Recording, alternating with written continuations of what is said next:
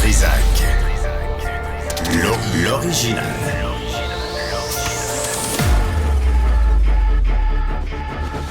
Du Trizac. Votre plaisir coupable. Bonjour tout le monde. Madame Villeneuve, bonjour. Comment allez-vous? Bonjour, Monsieur Dutrisac. Ça va bien et vous? Parfait, oui. Désormais, tu vas me vous voyer. Ben, je pense que c'est le minimum. Non, hein? non, mais tu sais, la hiérarchie, ça s'impose. Là. Oui. Puis un peu de respect, un peu de politesse. décorum. Ouais. Oui, il est temps. Et on parle même pas de l'âge. Tu Non, sais, non, si non, ce c'est n'est juste, que pour l'âge, tu sais, tu devrais m'ouvrir la porte, dire bonjour, Monsieur Dutrisac. Est-ce que vous prendriez un café aussi? Non, prends Non? plus de café. Ah. Non, ça me stresse trop. Ben, à un moment donné, si vous voulez de l'eau, j'irai Ça. vous en chercher avec plaisir. Ah, vous êtes t'es gentil. Une tisane, c'est ça. Merci, Jean-François. Il est 11 h, c'est l'heure du souper. Hein? Commencer à servir le souper dans les CHSLD. Personne âgée s'en rend plus compte, de toute façon. T'es nourri n'importe quand, c'est pas grave. Des toasts moites, froides, c'est pas grave. Au est beurre. Québec. C'est pas réglé, cette affaire-là. Hein? L'été s'en vient. Là. La climatisation dans les CHSLD, c'est pas réglé. Hein? C'était censé l'être. Et ça, écoute, as-tu vu aussi à l'hôpital Maisonneuve-Rosemont? Ah, arrête. J'arrête certains. Écoute, Arrêtez, arrêtez, Monsieur Dutrisac. Non, c'est parce que tu as eu un échange avec un auditeur. Oui. Il trouvait que tu étais une malpolie, une mal élevée Oui. à mon endroit. De dire salut, Ben. Ouais, mais je le salue, l'auditeur. Je veux juste le rassurer. Est-ce que tu te souviens de son nom? Son Non, prénom? j'ai pas le On le prénom. sait bien, hein? Mais, cher auditeur, je veux juste vous rassurer une chose. Si ça me convenait pas, on l'aurait réglé. Tu sais, on en aurait parlé. Je pense que oui. Mais c'est... ouais. Ah oui, mais... Non, mais je le salue. Puis, mais tu sais, des fois, tu es à l'extérieur. Nous, on peut pas présumer que les gens connaissent comment... Tout ça fonctionne. Ouais, c'est ça, tu sais. Puis la poutine d'une radio ou de la télé. Puis, qu'est-ce qu'il y a? Qu'est-ce que t'as? Ouais, c'est ça. Vous êtes chicanés, là, vous deux. Qui ça? L'auditeur et toi. Bon, là, chicané. Je dirais une belle discussion. Non, mais... Ouais, oui, mais non, mais tu dis, je t'attends dans le stationnement, je vais geler la bine. C'est pas correct faire ça, là. Fais pas ça. Je le sais, Madame Biceps. Tu comptes-tu encore? C'est mon surnom, ça, Madame Biceps. Madame Biceps. Ben oui, je cours c'est ça. encore. Bon, lâche pas. Continue. Yves Francaire va être avec nous, président de la Fraternité des policiers et policières de Montréal. Il y a eu le rapport annuel qui a été présenté par Fadi Daguerre hier. Et là, on ajoute 1 minute depuis 5 ans. On a ajouté 1 minute au temps de réponse des policiers sur des appels jugés importants, là, des numéro 1, de priorité numéro 1. Fadi Daguerre dit je suis à l'aise avec ça. Il compare Vancouver, c'est pire, c'est 10 minutes. Toronto, c'est 12 minutes. À Montréal, c'est rendu à peu près 6 minutes, 12 secondes. Là, tu dis, OK, on peut se comparer à pire. On peut se demander aussi, est-ce à cause des pistes là? C'est parce qu'on a rétréci la largeur des rues? Le nombre de chantiers, je ne sais pas. Fait qu'on va lui parler à Yves Francaire ce que ça représente aussi, parce que quand c'est appel priorité numéro 1, c'est parce qu'il y a quelque chose de grave qui se passe. Là. C'est pas le temps de niaiser, c'est pas le temps de s'arrêter puis de prendre un café. Donc, on va... puis c'est un peu la réaction aussi de Fadi Daguerre qui m'étonne, de dire... C'est un problème. C'est pas grave, là, mais c'est pas grave, on ne sait pas. Mais on ne sait pas s'il y a des données, des conséquences sur le retard de l'arrivée des policiers sur des lieux d'un crime grave. Aussi, on aura avec nous la sous-ministre adjointe au ministère des Affaires municipales et de l'Habitation, Katia Petit, qui est en charge du dossier. Puis c'est la dernière fois que j'en parle. De toute façon, on m'en va vendredi. Je suis au chômage à partir de vendredi. Puis à propos des piscines, des clôtures. Puis là, on a fait plusieurs entrevues, puis on s'est dit, c'est Mme Laforêt qui gère ça, mais elle nous envoie Katia Petit qui nous dit qu'elle est en charge du dossier. Donc, on va sortir toutes les questions qu'on s'est posées jusqu'à maintenant de tous les propriétaires. Si vous en avez, envoyez un mot à Mme Villeneuve. Elle est fine. Malgré tout ce qu'on dit à son sujet, elle est bien fine. Fait qu'on va, on va revenir là-dessus tantôt vers 12h15. Mais tout d'abord, il y a Mark Carney qui a fait une grosse annonce. Le Canada va dépenser 9,3 milliards de dollars, si je ne me trompe pas, dans les 5 prochaines années pour être l'ami de Donald Trump. C'est pas lui qui paye. Ça va à peine. T'sais. Moi aussi, je ferais pareil pour être... Je trouve que c'est pas très libéral comme décision, mais d'investir dans le militaire. On va poser la question à Éric Sauvé, qui est un ancien officier des Forces armées canadiennes et consultant en sécurité et défense. Sa compagnie, c'est Innovigo. Monsieur Sauvé, bonjour. Oui, bonjour à vous. Merci d'être là. D'abord, votre réaction hier, c'était un peu inattendu que Mark Carney arrive puis dit « Nous, le 5 de PIB, on va y arriver. Justin Trudeau l'a promis, mais comme d'habitude, il l'a pas fait. Moi, moi le faire. » Ouais. Ben, disons que dans le milieu de la défense, on n'était pas extrêmement surpris parce que ça se jasait un peu. Je dirais pas que c'est nécessairement pour plaire à Trump, mais c'est parce que c'était vraiment dû comme décision. On parle Non, mais je me trouvais drôle. Je me trouvais drôle avec ça. C'est tout. Bon, je je l'ai trouvé drôle aussi. OK. Mais on a l'équipement désuet, on a un sous-marin sur 4 qui fonctionne, la moitié des véhicules qui sont en maintenance, la moitié des aéronefs. Moi, j'ai servi pendant 22 ans. Ça fait 10 ans que je suis sorti, mais je suis 100% d'accord avec la décision de M. Carney. C'est 5 du produit intérieur brut. C'est ce que demandait Donald Trump et il le demande à tous les pays en Europe. Il nous le demande à nous. Il le demande à l'OTAN en entier. Mais on est loin d'être là. On est rendu à 2%. Ouais. L'OTAN parle de 3,5%, puis Trump demande 5%, mais les Américains ne sont même pas à 5% eux-mêmes. Là. Puis c'est le plus gros budget militaire sur la planète. Mais là, si je me trompe pas, M. Sauvé, 2025-2026, on dépensait déjà 53 milliards 400 millions. On serait rendu à 62 milliards pour des forces armées canadiennes mal équipées, avec un problème de recrutement, un problème d'harcèlement sexuel qu'on n'a pas réglé, de toute évidence aussi. Ouais. Les problèmes sont nombreux pour autant d'argent. Ben, le 9 milliards, justement, se divise en recrutement, rétention, approvisionnement stratégique, diversification vers l'Europe, parce qu'on veut se tourner vers l'Europe, réparation d'équipements. Donc, c'est pas juste des nouvelles acquisitions, mais c'est aussi de réparer qu'est-ce qui fonctionnait pas. Les logements pour les militaires, entre autres, sur les bases, il y en a que c'est carrément insalubre. Tu sais, c'est le temps qu'on ait mis de l'argent là-dedans. Ah oui. Est-ce que l'équipement met en danger la sécurité ou même la vie des soldats des Forces armées canadiennes tellement qu'il est en mauvais état?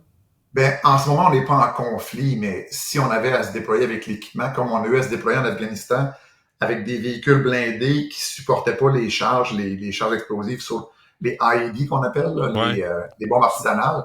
Ouais. Donc, il a fallu changer assez rapidement pour un véhicule qui pourrait approcher l'explosion de chaque côté, pour pas mettre en danger le personnel. Fait que c'est un peu la même chose qui pourrait arriver. Si on avait à se déployer en ce moment avec de l'équipement désuet, c'est qu'on peut pas faire face aux menaces actuelles, puis on met en danger notre personnel.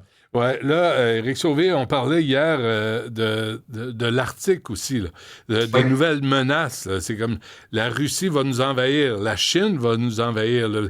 Est-ce que le monde est si dangereux que ça présentement? Je dirais pas qu'ils vont nous envahir, mais ils sont en train de se réarmer dans l'Arctique. La Chine s'est déclarée puissance arctique. Si vous regardez la géographie, ils sont même pas proches de là. Oui.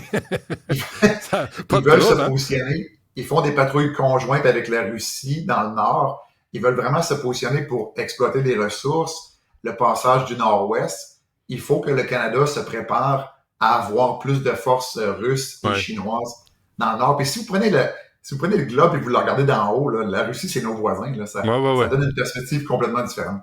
À quel point on est mal foutu, le Canada, pour défendre notre frontière en Arctique? Je dirais pas qu'on est mal foutu, mais c'est que on a le deuxième plus grand pays au monde. On est, je pense, sur 4 fuseaux horaires. Écoutez, on n'a jamais assez de troupes pour aller là. On a les Rangers, qui sont des gens du Nord qui font des patrouilles. Mais regardez l'étendue du territoire. Tu sais, ça prend justement, comme M. Carney a acquis, c'est des radars pour regarder au-dessus de l'horizon. Ça prend des choses pour pouvoir détecter la menace qui va venir dans le Nord. Oui. Mais quelle menace, Éric? Est-ce qu'ils vont vraiment prendre, tu sais, l'Arctique? Est-ce que je sais qu'il y a des ressources naturelles qui vont se produire avec la fonte des glaces, mais est-ce que vraiment la Russie veut dominer l'Arctique? Ben, écoutez, le NORAD vous dirait qu'il y a régulièrement des incursions des avions russes dans notre secteur. Ah oui. On doit les renvoyer vers le nord. Ça, c'est depuis la fin de la guerre froide, là, ça n'a pas terminé. Fait qu'éventuellement, ils pourraient venir se positionner avec des aéronefs, avec des brise-glaces, venir prendre possession. Puis qu'est-ce qu'on pourrait faire en tant que pays, à part juste être devant le fait accompli que finalement, toutes nos îles au nord nous appartiennent plus vraiment. Oui. Est-ce qu'on a les ressources? Est-ce qu'on est capable, tu sais, juste le recrutement, on a quoi, 73 000 soldats à travers le pays, à peu près? Avec la réserve, ils veulent monter à 101 000. Fait qu'environ 30 000 de réserve puis 71 000 de force régulière. C'est une armée, ce qui est ça? pas beaucoup, ce qui n'est pas beaucoup pour la grandeur du pays, mais écoutez, Deuxième Guerre mondiale, on a monté à des montants incroyables. Puis, on a un historique de toujours désarmer après chaque guerre. Ce qu'on a fait après la fin de la guerre froide avec Trudeau, c'est qu'on a finalement enlevé beaucoup d'argent, beaucoup de personnel. Puis, le Canada, typiquement, qu'est-ce qu'on fait? C'est quand on sent une menace, ben, on recommence à mettre de l'investissement dans la défense, comme on fait en ce moment. Oui. Parenthèse, Éric Sauvé, vendredi, c'était jour J. En 1944, il y a des soldats canadiens, près de 360, qui sont morts sur les plages, 5000 en tout en Normandie. Et Mark Carney, lui, il était dans l'Association musulmane du Canada, coin, je ne sais pas, là. Il parlait de l'Aïd, il parlait des valeurs musulmanes qui devraient être les valeurs canadiennes. Pas un mot sur le jour J. Est-ce que c'est un faux cul, notre premier ministre, quand vient le temps de parler des soldats des Forces armées canadiennes, du respect qu'on doit avoir pour les hommes qui sont allés se battre au nom de la démocratie? Moi, ce que je vois depuis le début, depuis qu'il est au pouvoir, c'est qu'il dit les bonnes choses pour la défense. On entend qu'est-ce qu'on aime entendre, c'est-à-dire qu'on va réinvestir. Puis, qu'est-ce qui est arrivé hier, c'est carrément, il a mis sur papier exactement qu'est-ce qu'il voulait faire. Je vous dirais qu'au niveau, je vis à Ottawa, moi, puis je vis un peu autour de la défense. C'est des excellentes nouvelles pour l'industrie aussi, parce qu'il y a une industrie qui se développe ici, parce qu'on veut éviter d'aller donner 75% de notre budget d'approvisionnement aux États-Unis. Fait qu'il y a beaucoup d'industries qui sont enchantées d'entendre qu'on va finalement développer le potentiel canadien pour aider la défense. Est-ce que ça va aider le Québec, ça? L'industrie militaire, il y en a une au Québec, là?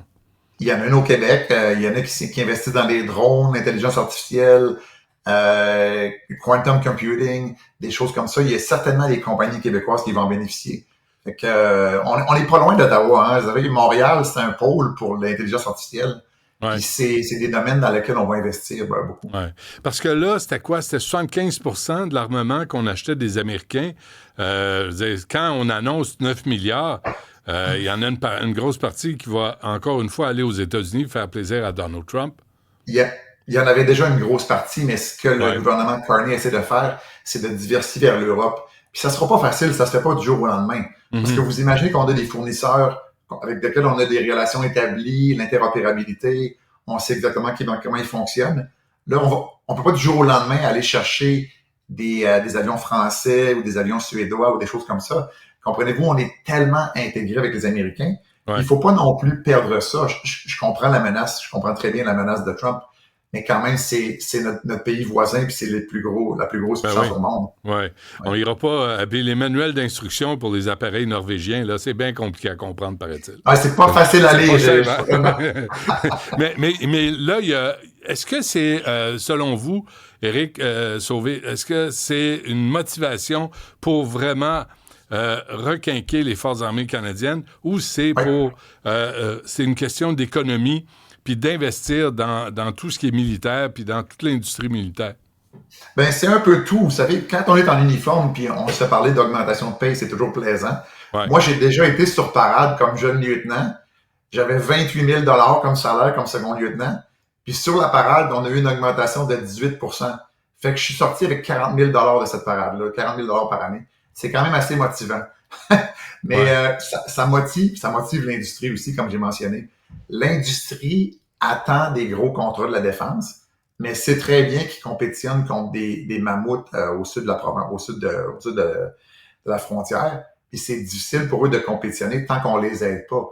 Puis qu'est-ce qu'il faut faire, c'est du co-développement, c'est-à-dire de travailler avec eux pour développer leur potentiel technologique pour nous servir et non pas juste attendre ou les tenir un peu à l'écart puis dire on va vous dire nos besoins plus tard. À quel point le lobbying est important dans l'industrie militaire?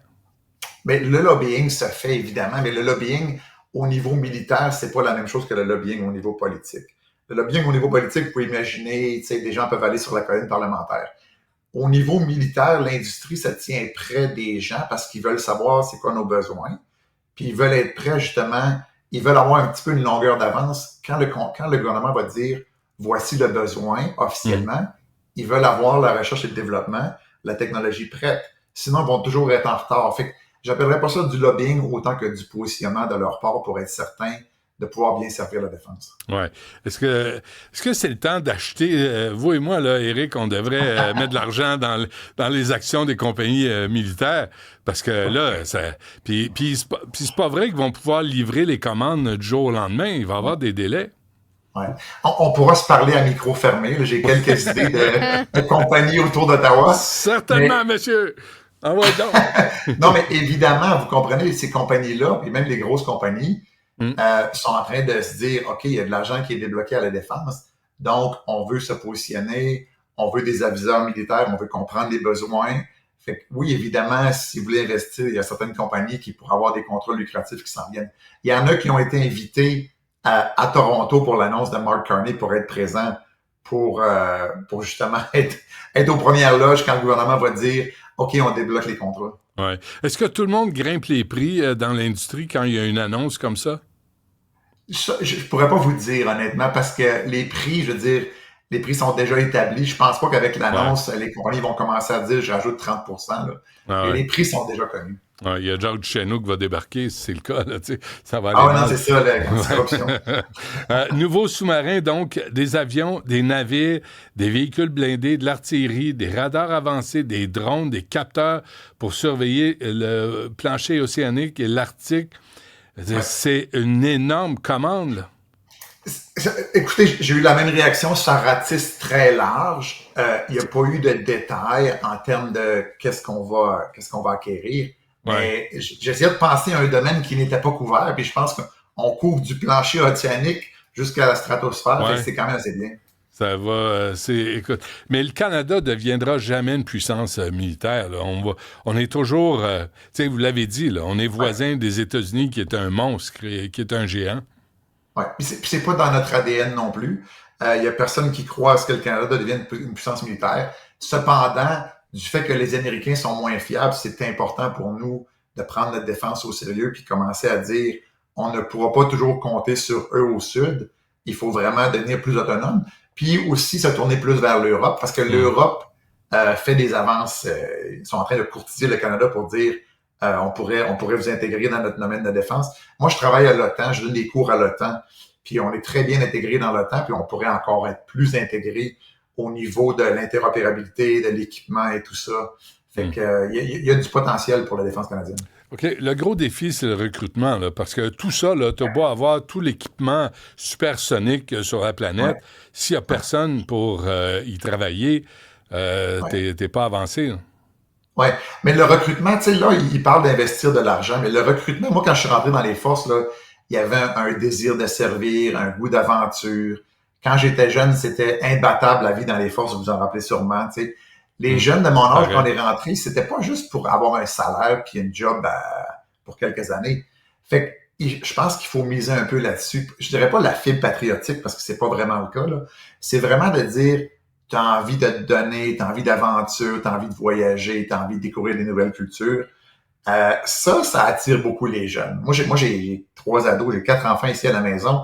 Puis c'est pas en leur disant que je vais donner un bon salaire qu'ils vont y aller, c'est en disant, écoute, tu vas faire de quoi de différent que tu feras pas nécessairement avec l'industrie ici ou au gouvernement. Tu sais, c'est aller chercher, aller exciter les recrues, finalement. Mais en même temps, on se laisse là-dessus, Éric Sauvé, là, mais je me souviens d'un voisin qui m'avait parlé, il s'était impliqué avec les Forces armées canadiennes. Ouais. Et quand il y avait eu des incendies ici au Québec, là, l'organisation était tout croche. Il y avait un jigger pour tout le monde. La bouffe était tout croche. C'était mal organisé, c'était mal planifié. Ça, c'est rien pour motiver des jeunes à s'impliquer. Oui, mais regardez, moi, je me suis déployé pour le verglas en 98, OK? J'étais en exercice d'hiver à Valcartier. Je m'en allais en patrouille avec tout mon kit d'hiver. Puis le soir même, j'étais rendu à Montréal avec mon peloton déployé. Fait qu'on est quand même assez efficace, t'sais. C'est sûr que ça a pris un certain temps après ça. Ça, c'est en 98, Éric, là. Moi, je vous dis 2023-2024, là. Oui, mais écoutez, avec l'investissement qu'on vient d'avoir là, on peut arranger beaucoup de choses. Ouais. On a des gens compétents. Des fois, c'est juste qu'il manque de l'équipement et des ressources. OK.